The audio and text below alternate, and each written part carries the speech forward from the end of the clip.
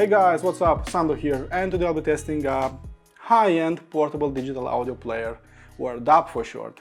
So this is the flagship Shanling M8 that goes for $1659. As you can see, it's quite pricey, it's big, it's heavy, it has a lot of power under its hood, and some amazing specs which I'll mention in a minute.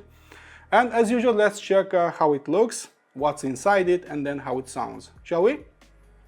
Design-wise, M8 is by far the nicest looking portable DAC that I put my hands on.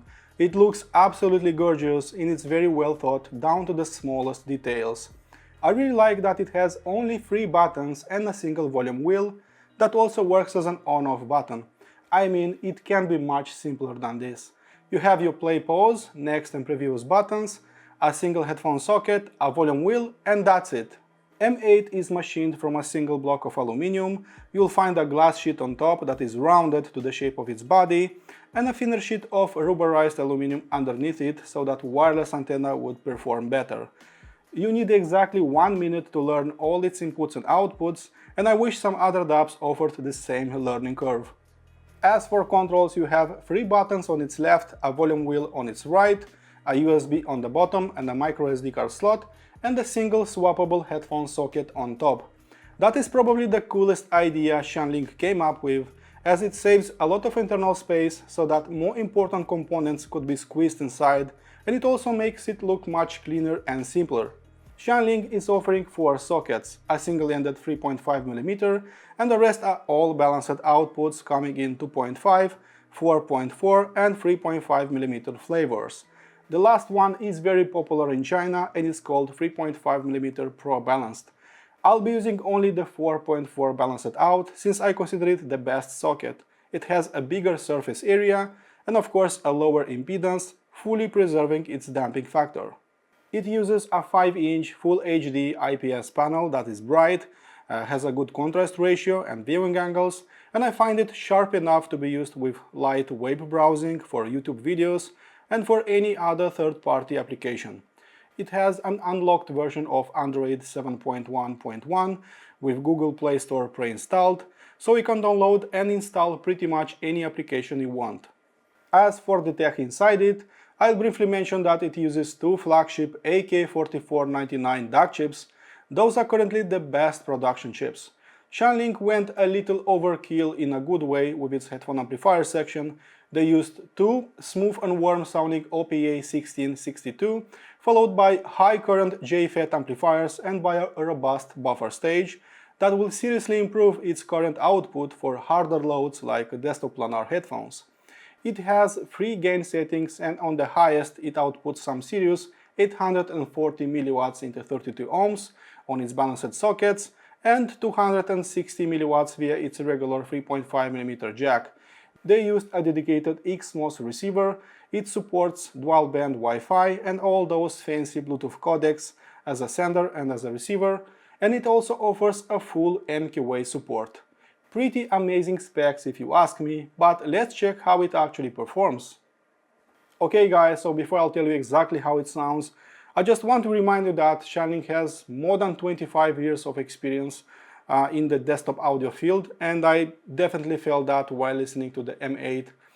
And while I have really nothing against op amps in portable audio, those will be always limiting you as an audio engineer. So op amps are just limited by nature, so you always need to work around them. It's like polishing a stone until it turns into a diamond.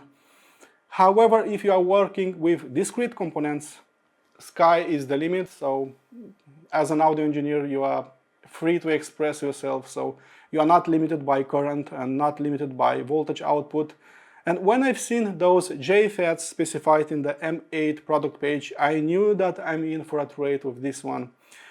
As far as I know, no other DAP manufacturer is using JFETs in their devices. This is so far the first one.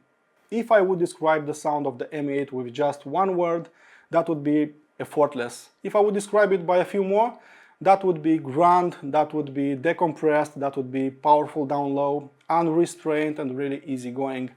So I was listening to it for a few days straight with a pair of Odyssey LCD4 just before bedtime for about 2 hours a day. And I was quite shocked how easily it was driving them, like I had some desktop headphone amplifier in my hands. Dynamics was simply to die for, smoothness was just out of this world, and its tonality was just spot on.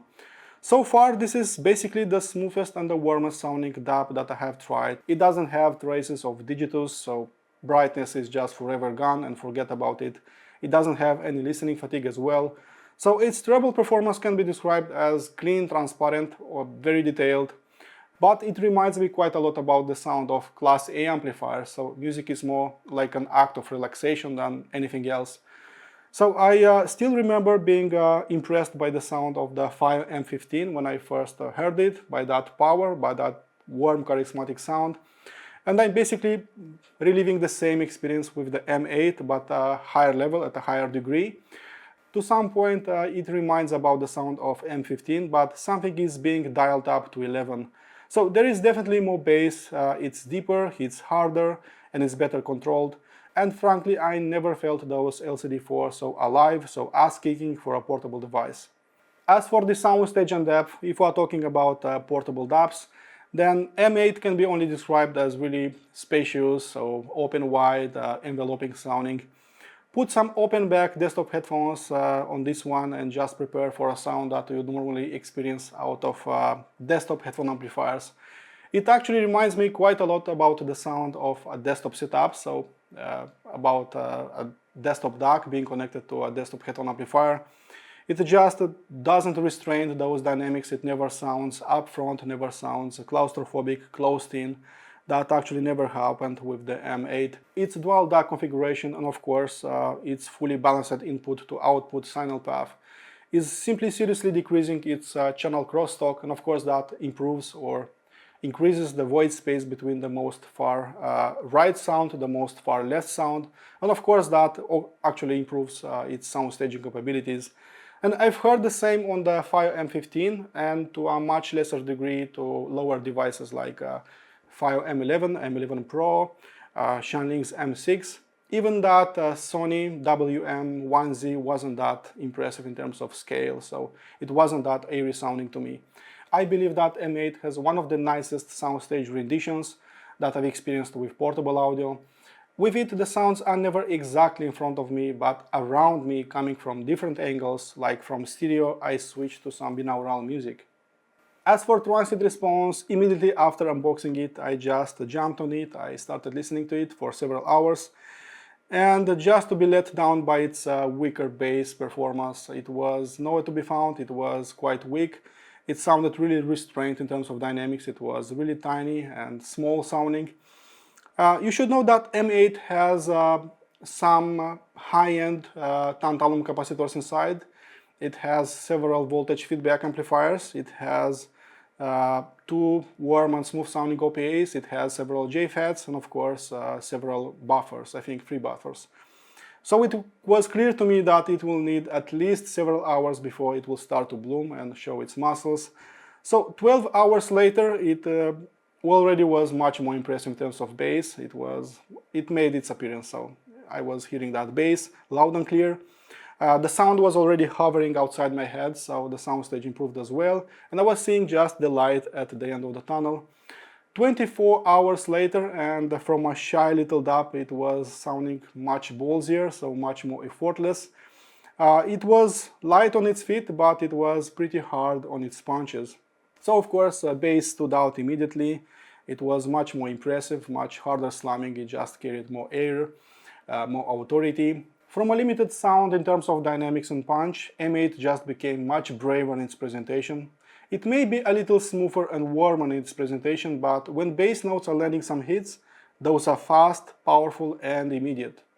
As for detailed retrieval and transparency, even without any kind of burn-in, so even from the start, it was very clear that M8 can show all the smallest nuances, so all the tiniest details. It was brutally honest with everything, really. So that low-intensity hum and that grain that can be picked up on Rage Against the Machine, the first album, was picked up immediately by the M8, and mind you, not all desktop DACs are doing that, let alone portable devices like this one.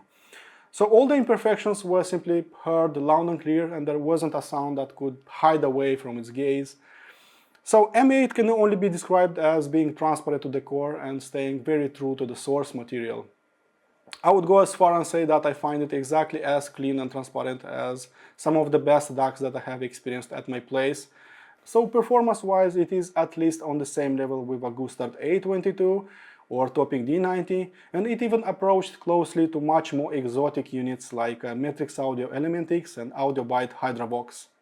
As for its noise floor, so this will be a very easy part for me, M8 has it at maximum of 1.7 microvolts on its single-ended jack and 2.1 microvolts on its balanced jacks. As a point of comparison, FiiO M15 has it at 3 microvolts on its single-ended and 5.2 microvolts on its balanced outputs.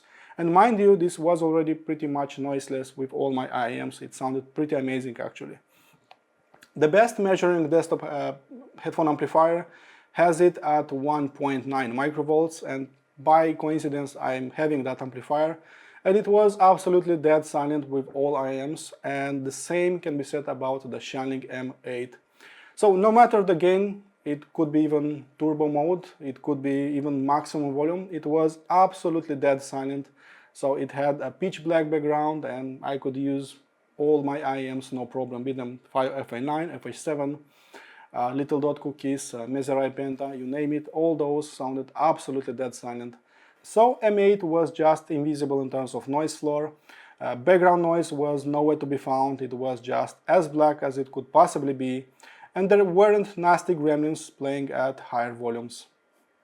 As for power output, I will just tell you right away that Shanling M8 is the most powerful portable DAP that I have experienced so far. With 840 milliwatts of power into 32 ohms on its balanced out, it can power pretty much every headphone that I have at my disposal, except for the HiFiMan Susvara, of course. So you name it, IEMs, portable, over-ears, desktop dynamic headphones, desktop planar magnetic headphones, all those were fully driven by it, except for the HiFiMan Susvara, of course. The most difficult load was Odyssey LCD4, but at about 85 to 88 out of 100 it was already very loud. It made them really jumpy, really dynamic, so explosive, very engaging sounding.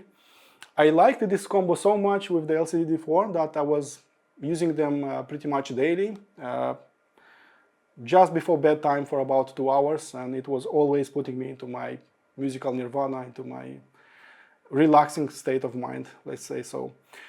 Another amazing pairing was with FiiO FH7, because that slight harsh nature of the FH7 was completely cured by the M8.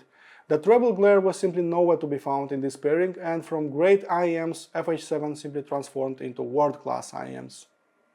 Okay guys, so moving on to the frequency response. Its sub-bass wasn't that impressive for the first hours, but 24 hours later it was much more powerful. It was something else entirely.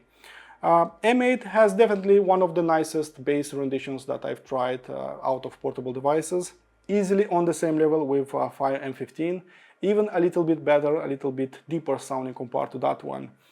So the bass performance is always super powerful, it's clean, undistorted, so fast sounding, moves a lot of air down low. Mid bass is pretty much the same. I feel it a little bit elevated, but I like that performance. It gives that impression of meat and heaviness, boldness in the bass. Mid-range is always natural, always velvety sounding, and I wouldn't expect less out of a device that has double AKM chipsets and some powerful JFETs at its output stage. In all fairness, this is pretty much some of the nicest mid-range renditions that I've heard with portable audio.